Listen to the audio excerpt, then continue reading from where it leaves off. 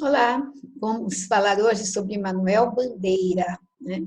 Seria o nosso terceiro autor. Já falamos aí do primeiro tempo modernista, é, expliquei toda a obra do Mário de Andrade, depois falei do Oswald de Andrade, agora chegou a vez, né, da obra e também da vida de um poeta muito gostoso de ler, uma linguagem simples, uma poesia muito bacana, muito interessante. Sou até suspeita para falar, né? Então vamos a essa obra para podermos conhecê-la, né?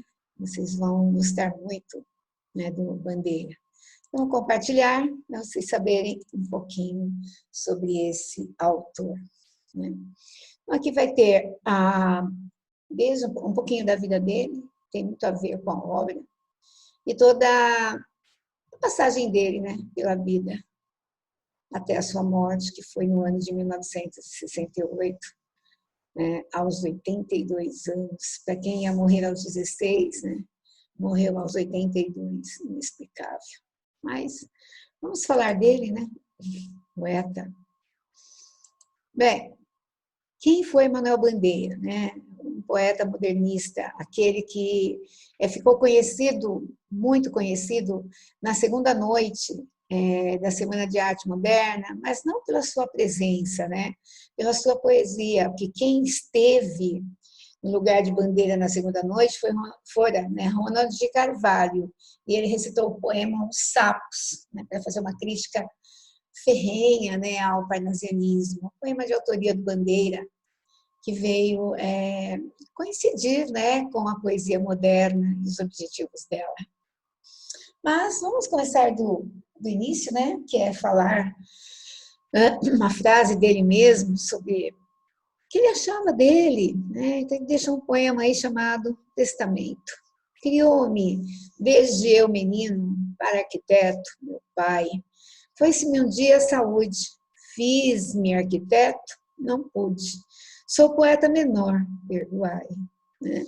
Então, o grande sonho do pai, e também dele, né, era fazer arquitetura, e ele vai fazer arquitetura. Né? O problema é que ele adolece. E aí não tem como ser arquiteto. Né? Então, o nome inteiro dele, Manuel Carneiro de Souza Bandeira Filho, nasceu dia 19 de abril de 1886. Teve uma infância muito alegre, isso aparece em alguns livros dele, né? A vida no Recife, eles viviam no Recife, e a infância, né? Então, essa infância, como ele diz assim, né? Uma infância cheia de vida, né? De lembranças, de alegria, de pessoas, né? Que na vida adulta, essas pessoas não existem mais, né? Questão da própria vida.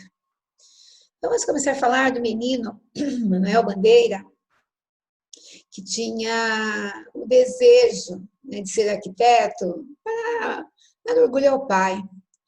O pai era dono de terras, né, de fazendas, e se mudou para o Rio de Janeiro, né, por questões políticas da família.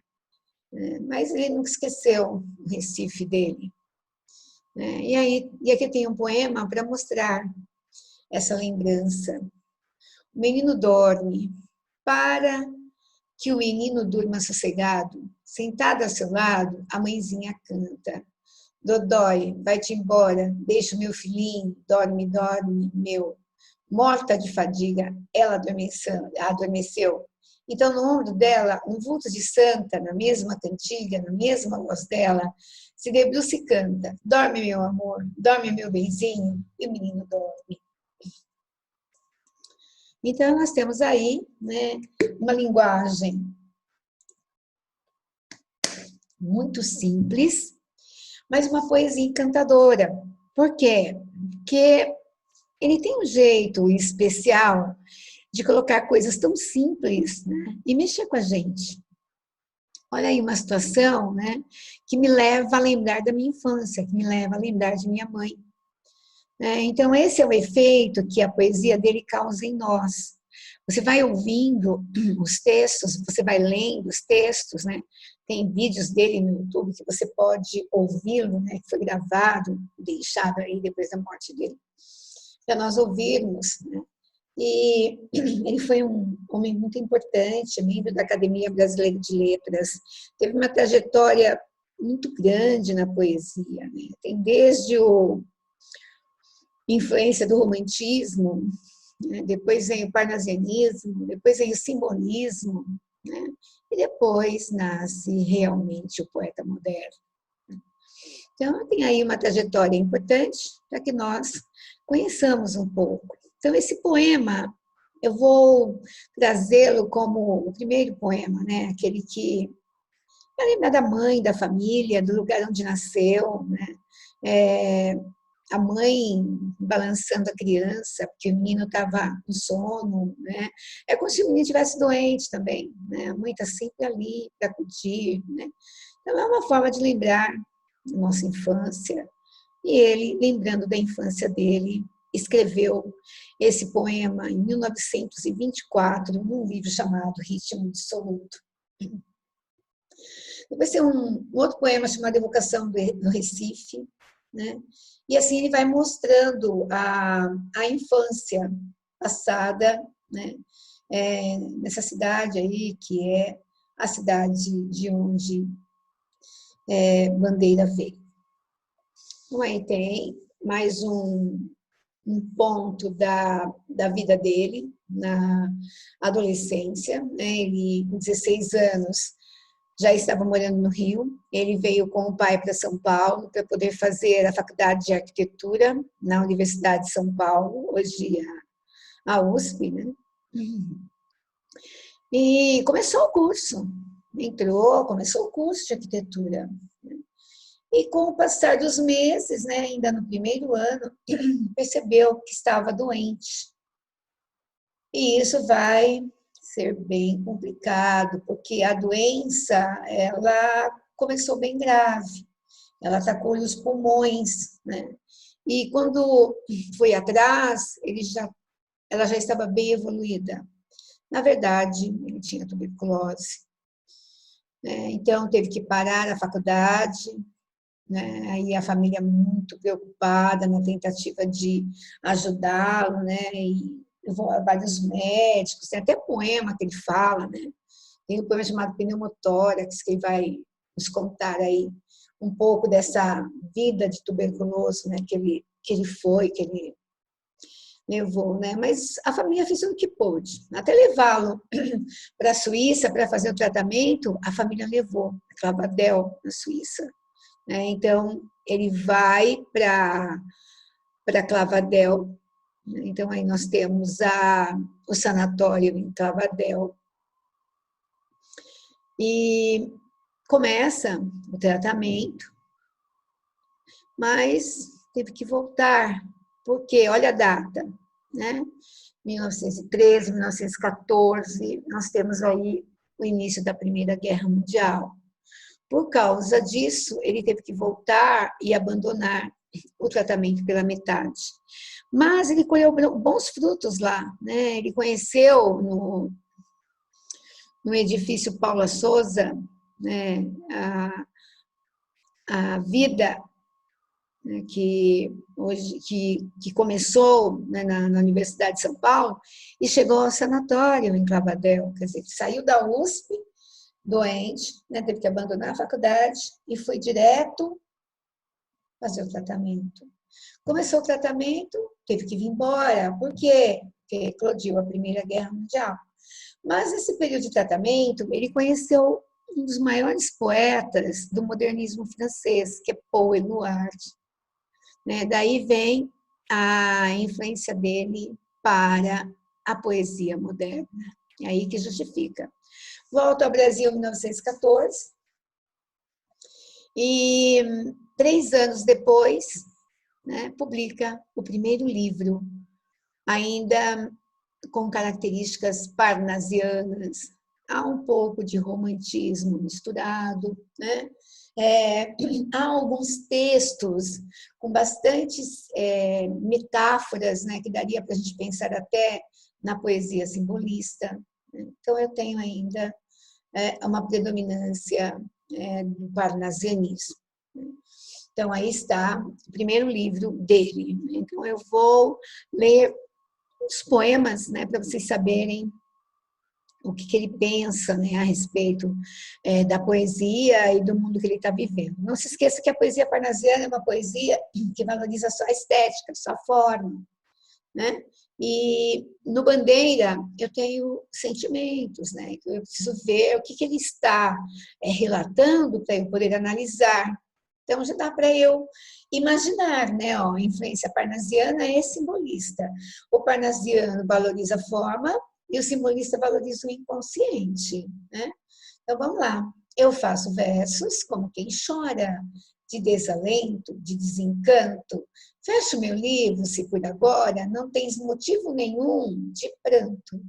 Tá vendo? Olha, né? Meu verso é sangue, volúpia ardente, tristeza esparsa, remorso vão. Dorme nas veias, amargo e quente, cai gota a gota do coração. E nesses versos de angústia rouca, assim dos lábios a vida corre, deixando um acre sabor na boca. Eu faço versos como quem morre. Perceberam? Né? Então, não é um poema só de forma, né? Ele tem aí, olha, estrofes de... Deixa eu voltar lá. Estrofes de 4 versos, né? Depois são 2, uma de 3, e uma única estrofe de um verso só, né? No final do poema. Então, essa poesia, ela tem rima, ó, chora com agora, desencanto com pranto, ardente com quente, vão com coração, rouca com boca, corre com morre. Né? Então, ele ainda está preocupado, né, com simplesmente a forma. E de conteúdo? Conteúdo, olha, eu faço verso como quem morre. E ele começa, eu faço verso como quem chora. Né? Depois ele fala da volúpia, ele fala da tristeza esparsa, ele fala do amor quente, que dói por dentro. Né? Então, eu tenho aí predomínio de conteúdo simbolista. Tá? Então, toda essa parte aí dá para nós buscarmos, né, uma mistura, né, que também vai aparecer no próximo livro, que vai ser em 1919, quando ele publicar o livro Carnaval. Nesse livro, eu tenho mais poesias simbolistas, né? Mas o parnasianismo também se faz presente. Né? Então, eu tenho aí a publicação do livro em 1919, há já um ritmo diferente na poesia, né? A composição é um pouco mais livre, ela tem desapego, né? E, além disso, né, ele também vai ser um tradutor de Shakespeare e das Aventuras de Tarzan. Então, além de poeta, ele também vai aparecer como tradutor. E não se esqueçam, doente, hein? Tuberculoso. Passava muito tempo no hospital internado, né? Depois que voltou, piorou mais ainda, porque o tratamento foi interrompido. Né? E aí nós temos que levar em consideração que a doença não era brincadeira.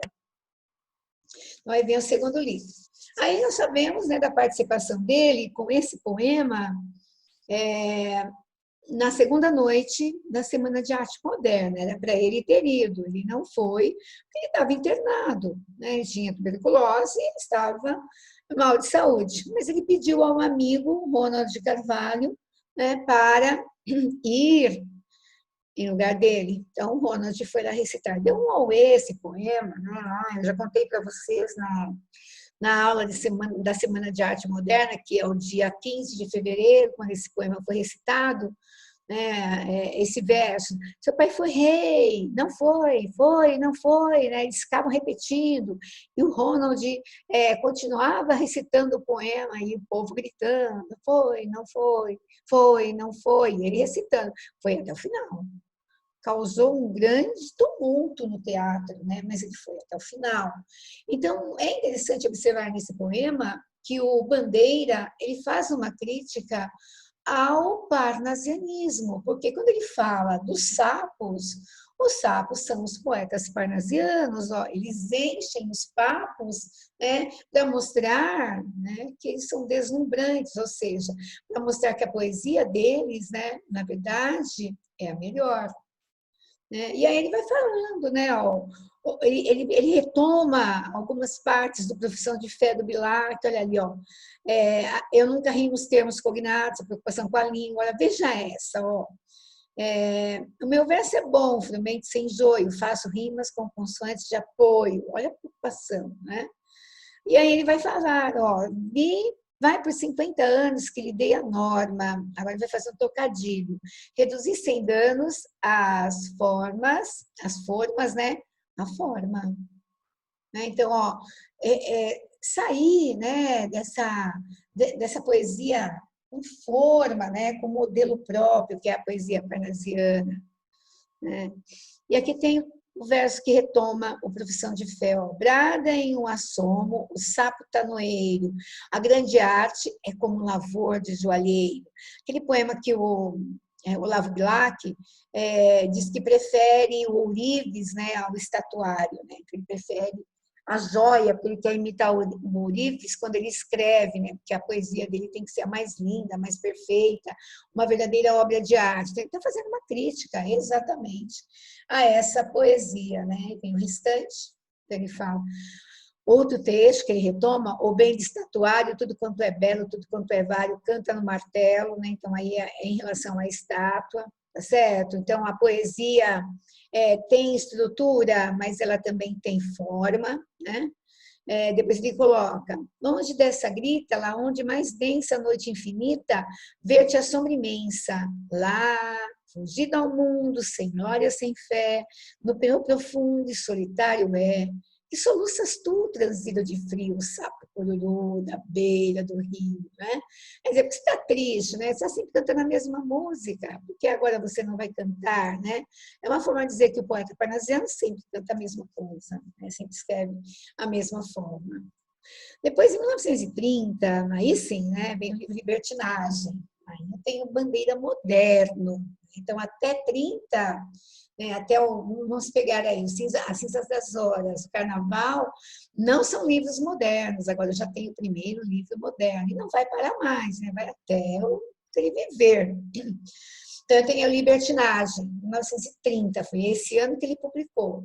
E eu escolhi para analisar esse poema Pneumotórax, que é para dizer assim, olha, veja o modernismo acontecendo, né? Então, veja o tipo de poesia, o assunto que a poesia traz, a forma com que o poema foi escrito, né? E é uma coisa que acontecia com ele, o pneumotórax, né? Ele foi ao médico, estava com uma crise pulmonar, né, e colocando sangue pelo nariz e tudo, né, que é próprio do tuberculoso. E aí ele vai e fala assim, doutor, eu quero fazer uma pneumotórax. Então o médico vai medir a febre, então começa febre, hemoptise, dispneia, suores noturnos, é tudo que ele sentia e acontecia. A vida inteira que podia ter sido e que não foi. Né? Então, desde os 16 anos, gente. Tosse, tosse, tosse. Mandou chamar o médico. Aí o médico, diga 33. 33. 33. 33. Respire, o médico diz. O senhor tem uma escavação no pulmão esquerdo e o pulmão direito infiltrado. Então, doutor, não é possível tentar o pneumotórax? Não. A única coisa a fazer é tocar um tango argentino. Quer dizer, não tinha o que fazer, né? Ou seja, praticamente o diagnóstico, espere a morte, porque ela chega. E aí, né, vem o Bandeira esperando a morte todo dia. E ele vai tornar isso o tema da sua obra, ou seja, o cotidiano. Esse cotidiano que ele viveu diariamente vai ser o tema da obra dele, porque era a única coisa que ele tinha. Né? O dia de amanhã, ele não sabia se estaria vivo, era o hoje. Então, ele viveu intensamente esse cotidiano e fez dele a sua melhor poesia. Então, ele é o poeta do cotidiano e da morte, porque todo dia ele achava que ele ia morrer. Porque o médico tinha dito e ele estava muito doente. Então, eu tenho dois temas importantes. O cotidiano, o dia a dia, você pode perceber que ele vai falar. Como são os poemas, você vai perceber. E a morte, muito frequente. Só que a forma dele ver a morte não é como a gente viu lá em Augusto dos Anjos, né? Ou então é no romantismo, né? O Bandeira vê a morte como consequência. Ela faz parte do cotidiano, porque ele espera por ela todo dia. Só então, para quem achava que ia morrer dos 16 para 17, morreu com 82 anos, né? Poderia ter tido uma vida maravilhosa. Só que ele estava doente, ele ficou a vida toda doente, né? E achando que ia morrer todo dia. Então, ele não viveu, né? Ele, sabe, ele foi indo, né? Vivia dia por dia, né? E viveu bastante, por incrível que pareça. Aqui vem um outro poema que ele fez na mesma época do poema Sapos, criticando o parnasianismo. Está no livro Libertinagem também. Esse poema é bem grandão, né? Ele vai dizer como é que a poesia moderna deve ser. Né? Então ele fala assim, ó, por exemplo, ó, estou farto do lirismo comedido, é o romântico, o lirismo bem comportado. Né? Então eu tenho o lirismo no simbolismo, que é bem comportado, e o lirismo, por exemplo, em Olavo Bilac, que mistura o parnasianismo com o romantismo. Né? Do lirismo funcionário público, com livro de ponto expediente, protocolo e manifestação de apreço ao senhor diretor. Olha o tamanho do verso. Daqui até o senhor diretor é um verso. Olha o tamanho. Né? Olha os anteriores. Né? Então, eu tenho versos livres. Né? Continua. Estou farto do lirismo que para e vai averiguar no dicionário o cunho vernáculo de um vocábulo. Abaixo os puristas. Ó. Olha o tamanho. Né? Diminuiu. Todas as palavras, sobretudo os barbarismos universais. Todas as construções, sobretudo as sintaxes de exceção. Tá vendo? Ó, eu não quero mais isso. Né? Eu quero liberdade. É a liberdade de pensamento e forma. Né? De pensamento já vem desde o período clássico. Agora eles vão fazer a liberdade de forma. Né? Na poesia seria o verso livre e branco. Né? Estou farto do lirismo namorador, político, raquítico, sifilítico. Aí tem um fato interessante, que são as palavras proparoxítonas, tão desprezadas pelos parnasianos, né? Porque se eu colocasse essa palavra em final de oração, eu teria que cortar as duas últimas sílabas. Né? Então, os parnasianos, eles não gostavam de palavras longas, né? E nem proparoxítonas. Ele usa de propósito, né? Que é para criticar mesmo. De todo lirismo que capitula e ao que quer que seja, fora de si mesmo. O resto não é lirismo. Deixa eu voltar lá. Eu voltei demais. Deixa eu pegar aqui. Do resto não é lirismo, né?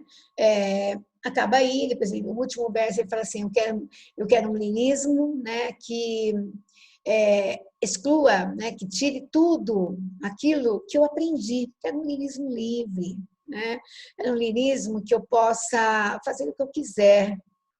Né? E aí vem um grande exemplo de uma poesia maravilhosa que é Vou-me embora para passar, né? Que tem muito, né, do Bandeira e muito da gente. Né? Então, Passárgada é um lugar que não existe.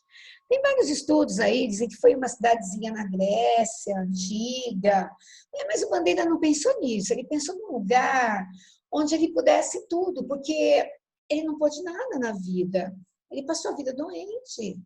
Quanta coisa ele deixou de fazer. Tem um poema dele que fala, né, da Andorinha. Andorinha, andorinha, aí fora você vive à toa. Eu, andorinha, aqui dentro, passei a vida à toa. Olha que triste, né? Por quê?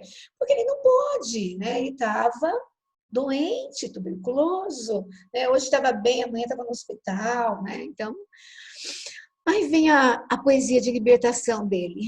Só de alma, viu, gente? Porque de físico, né? Nada a ver, né? E um dos poemas mais bonitos também. Né? Então, assim, olha, imagine um lugar perfeito, onde pode tudo. Então, esse é Passárgada. Você pode ler Passárgada ou pode ler Pasárgada. Eu gosto de Passárgada, tá? Então, vou embora para Passárgada. Olha a linguagem informal. Lá, sou amigo do rei.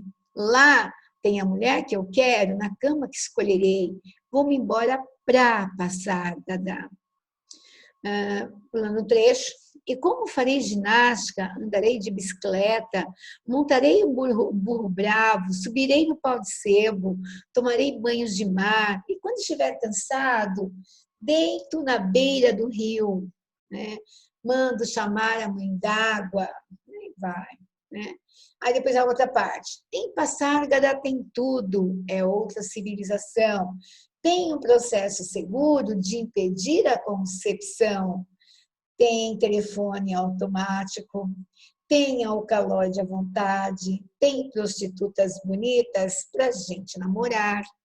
E quando eu estiver mais triste não ter jeito, quando de noite me der vontade de me matar, eu sou amigo do rei, terei a mulher que eu quero na cama que escolherei. Vou-me embora para passar, Dadá.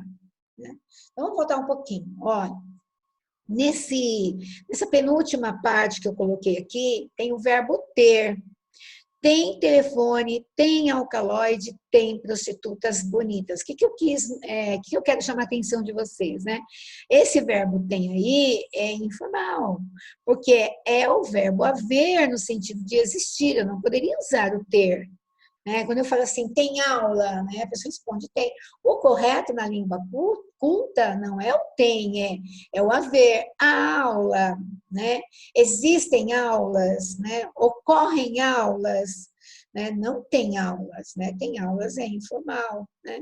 E o pra, que ele insiste, né, em colocar, vamos embora pra Vassárgada, não é para, é pra. Né? E aí ele repete, né? Tem telefone automático, então é uma época diferente da nossa. Hoje nós temos celulares, né? Ele está pedindo esse tipo de telefone, porque na época do Bandeira, para fazer uma ligação de uma cidade para outra, você tinha que pedir para telefonista, então não era automático, né? Alcaloide é droga, é cocaína, né? Ele fala, nossa, tem isso, ele nunca pode pensar, nem pensar nisso, né? E as prostitutas também, né? Muito problema para ele, porque ele era tuberculoso, né? E aí ele fala, lá eu vou ter tudo isso, olha a imaginação, né? E lá, quando eu quiser me matar, quando eu tiver vontade de me matar, sou amiga do rei, né? Terei a mulher que eu quero na cama que escolherei. Quer dizer, eu não preciso me matar, né? Porque lá eu vou encontrar toda a paz, né, que eu sempre procurei. Dentro do livro Libertinagem também tem agora uma cristalização do movimento modernista, né, dentro desse poema chamado O Último Poema. Muito interessante. Então, vamos lá. Olha a linguagem. Assim eu quereria o meu último poema. Quereria, isso é muito culto. Que fosse terno, dizendo as coisas mais simples e menos intencionais. Ele vai repetir, a informalidade. Que fosse ardente, como um soluço sem lágrimas. Que tivesse a beleza das flores, quase sem perfume. A pureza da chama, em que se consomem os diamantes mais límpidos. A paixão dos suicidas que se matam sem explicação. Olha a morte presente, né? O último poema seria uma despedida do Bandeira, mas eu estou em 1930, ele vai morrer em 1968, tem muito tempo ainda. Olha ele vivendo um dia de cada vez, né? Isso aparece também na própria poesia. Bem, então, 1930, libertinagem, 35, ele vai trabalhar, ele vai ser professor, ele vai trabalhar de inspetor numa escola de ensino secundário, ele vai dar aula numa escola que é, na verdade, a Universidade do Rio, né? E virão outros livros aí, né? Então, nomeado inspetor de ensino secundário, ele viveu como funcionário público, mas trabalhou pouco. 36, ele vai receber uma homenagem por 50 anos, né? E aí ele vai publicar em 36 um livro chamado Estrela da Manhã, como se ele não tivesse nem tarde nem noite. É um livro bem triste, por sinal, né, que tem um pouco de receio, né? Mas olha só, né? Quando a gente vê a idade que ele já está, até se surpreende, né? Então, eu tenho lá agora Estrela da Manhã, Então, vou ver um trecho do Estrela da Manhã. Eu quero a estrela da manhã. Aqui eu já tenho mais um tomzinho de mais tristeza. Onde está a estrela da manhã? Meus amigos, meus inimigos, procurem a estrela da manhã. Vejam mal sexuada, atribuladora dos aflitos, girafa de duas cabeças, pecai por todos, pecai por todos, pecai com todos. Pura ou degradada até a última baixeza. Eu quero a estrela da manhã. Quer dizer, a vida acontecendo, né? Ele impedido, mas imaginando que pode, né? E falando, olha, eu quero a estrela da manhã, quer dizer, eu quero um pouco mais de vida, né? Eu não sei se eu teria a da tarde, mas me dê a da manhã. Então, aí vem o livro Estrela da Manhã. Depois ele vai receber uma homenagem da Academia Brasileira de Letras. Né? Então, vamos ver. Ó, eu falei para vocês que ele vai dar aula em 1938 no Colégio Pedro II. Esse colégio existe até hoje no Rio de Janeiro. Ele vai dar aula de literatura universal. Depois ele vai ser professor de professor de literatura espanhola, né? Americana na Faculdade Nacional de Filosofia, que hoje é a Federal do Rio. E ele vai se aposentar por uma lei especial por ser doente, em 1956. Recebeu 2 prêmios pelo conjunto da obra. Em 1940, ele foi eleito para a Academia Brasileira de Letras. E aí depois ainda vem mais livros, viu, gente? O homem não parou de escrever, não. Né? Então, eu tenho aí Mafuado Malungo, é um livro mais regionalista. Né? Belo Belo. Né? Tem lá, Lira dos 50 anos, é um livro, ele fez 50 anos, ele publicou em 40. Em 48, ele publicou Belo Belo e o Mafuado Malungo. Em 1960, né, que ele demorou um pouco mais para ele escrever, mas tem livros intermediários aí também. Né? Tem Itinerário de Passada, tem um monte de livro aí. Aí tem Estrela da Tarde. Parece que ele já estava imaginando que ia morrer, ó, porque ele morre, né, 6 anos, perdoe-me, 8 anos depois, né, 1968.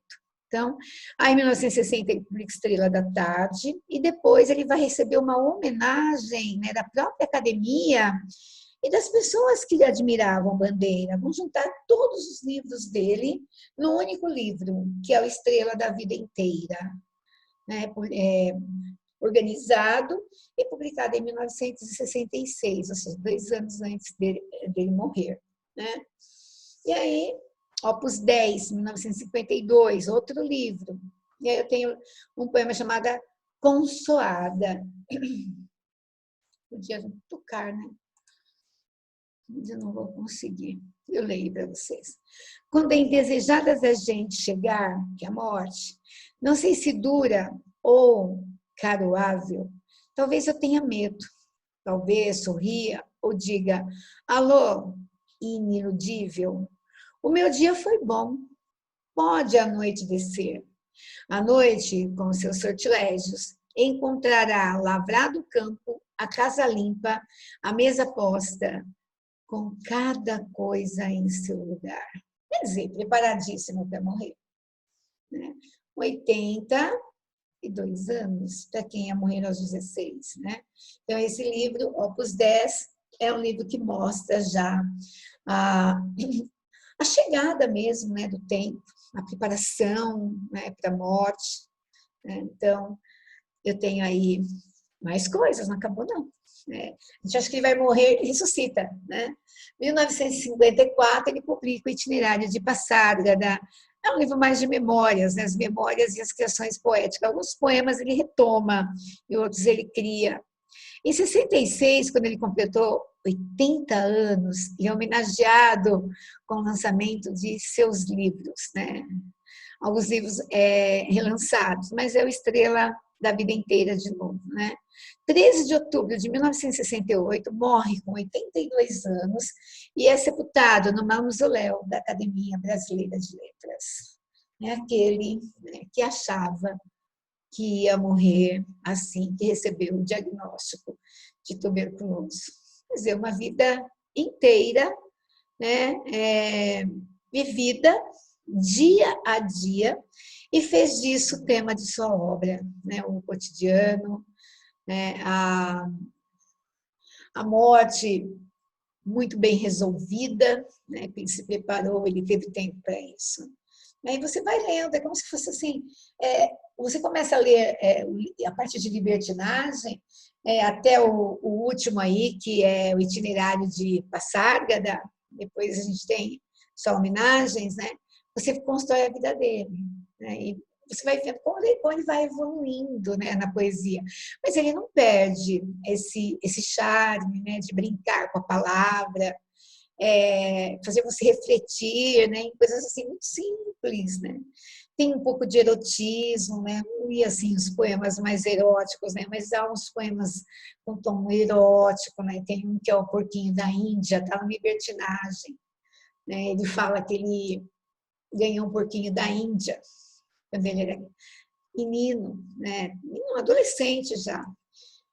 E esse porquinho da Índia era tudo para ele, né? E tinha esse porquinho da Índia, tudo aí. Depois ele fala, né, que o porquinho da Índia começou a correr dele, se esconder embaixo do fogão.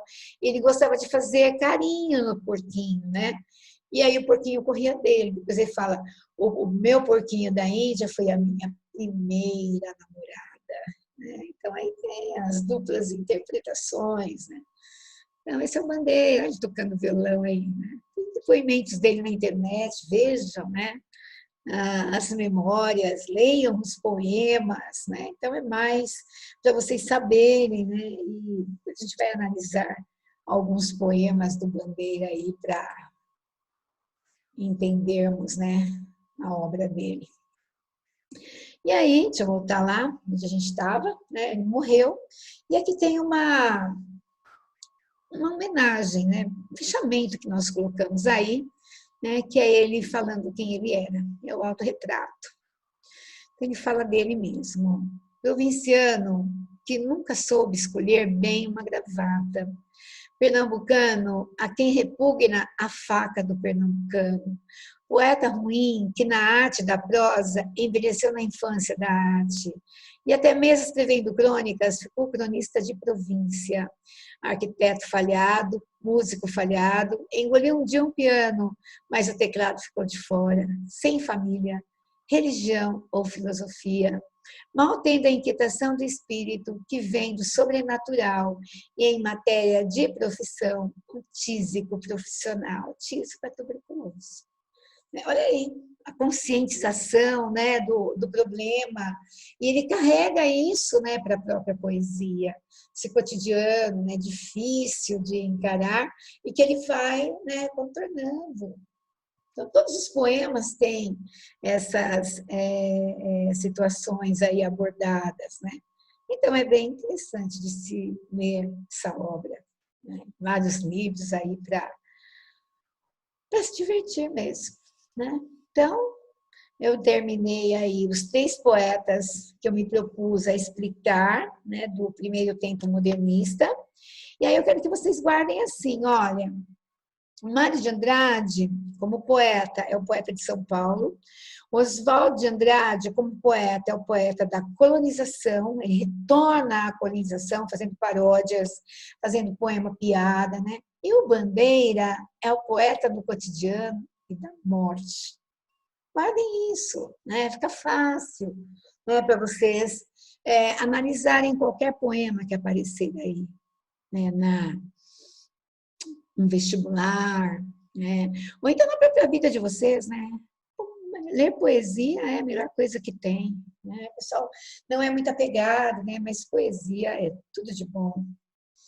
E aí, vamos encerrar a nossa linha de Manuel Bandeira, né? Para entrarmos no segundo tempo modernista, né? Agora nós vamos falar, né, de um momento diferente da literatura, né? Muito interessante. Nós vamos sair dessa poesia que tinha o teor, né, de valorizar o verso livre, o cotidiano, a língua falada.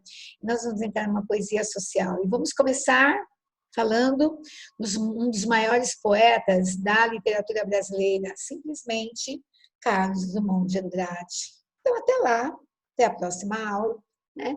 E eu voltarei falando de Carlos Drummond de Andrade, segundo tempo modernista. Ok, até. Foi um prazer.